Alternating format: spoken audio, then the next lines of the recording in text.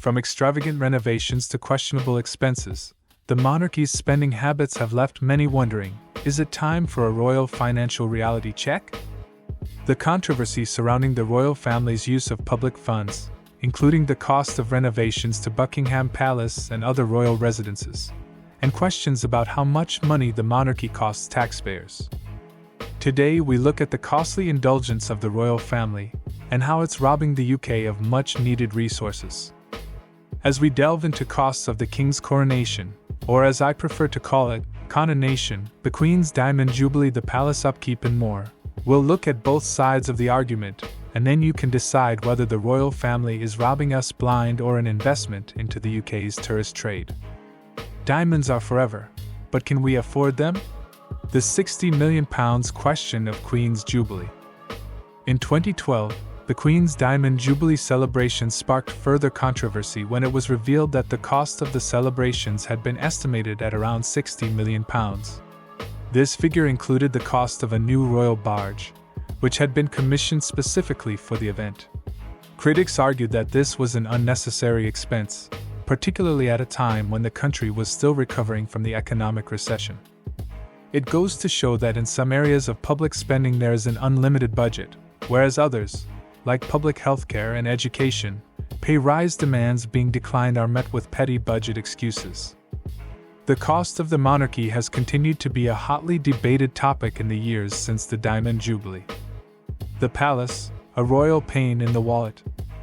The controversy surrounding the use of public funds by the royal family can be traced back to the early 2000s, when it was revealed that the Queen Mother had received a significant amount of public money for the upkeep of her homes. This revelation sparked a public debate about the cost of the monarchy, and whether or not taxpayers should be funding the lifestyle of the royal family.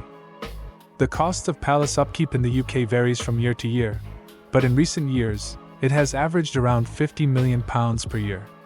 This includes the cost of maintaining and renovating Buckingham Palace, Windsor Castle, and other royal residences, as well as the cost of royal travel, public engagements, and other expenses associated with the monarchy. However, it is worth noting that this figure does not take into account the economic benefits generated by the monarchy, such as tourism revenue, which some argue more than justifies the cost of palace upkeep. In 2016, it was revealed that the government would be undertaking a £369 million renovation of Buckingham Palace, which would involve replacing electrical wiring, plumbing, and heating systems that had not been updated since the 1950s. This announcement was met with a great deal of criticism, with many arguing that the cost of the renovation was simply too high. The cost of the Buckingham Palace renovation has been a particular point of contention, with some arguing that the money could be better spent on other public services, such as healthcare and education. Others have argued that the cost of the renovation is justified, given the historical significance of the building and the fact that it is one of the most iconic buildings in the country. One of the main criticisms of the use of public funds by the royal family is that it is not transparent. Unlike other public institutions, such as government departments, the royal household is not subject to freedom of information requests. This means that it is difficult for the public to find out exactly how much money is being spent on royal activities and how that money is being used. In recent years, there have been calls for greater transparency when it comes to the cost of the monarchy. Some have called for the introduction of a Sovereign Grant Act, which would require the royal household to publish annual reports detailing exactly how public funds are being spent. Others have called for the royal household to be subject to the same level of scrutiny as other public institutions, including freedom of information requests. Despite these criticisms, there are many who argue that the cost of the monarchy is justified. Supporters of the monarchy argue that it is an important part of British culture and history, and that it provides a significant boost to the country's tourism industry. They also argue that the royal family carries out a great deal of important charitable work, and that the cost of this work is often overlooked. When your crown comes with a travel budget.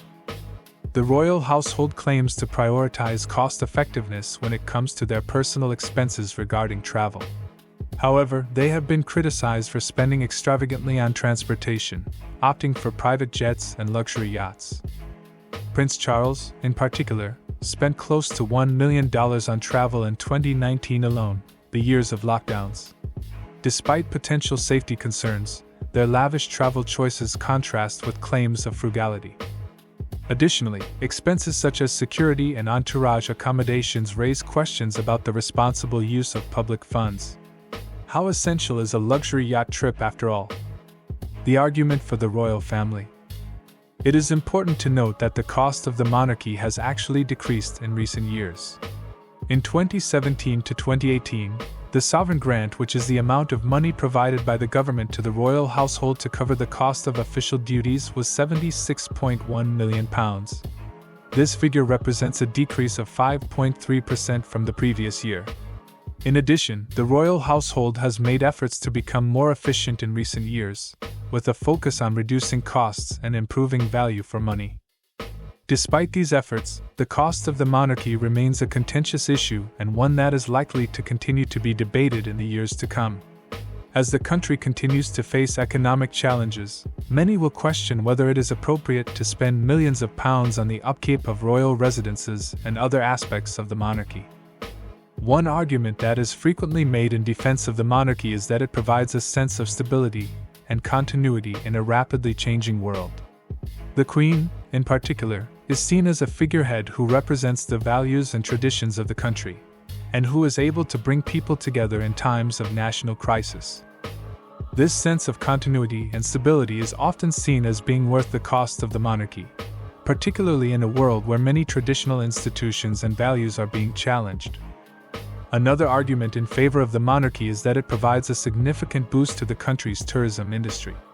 Buckingham Palace, Windsor Castle, and other royal residences are major tourist attractions, and the royal family's public appearances and ceremonial duties are often broadcast around the world.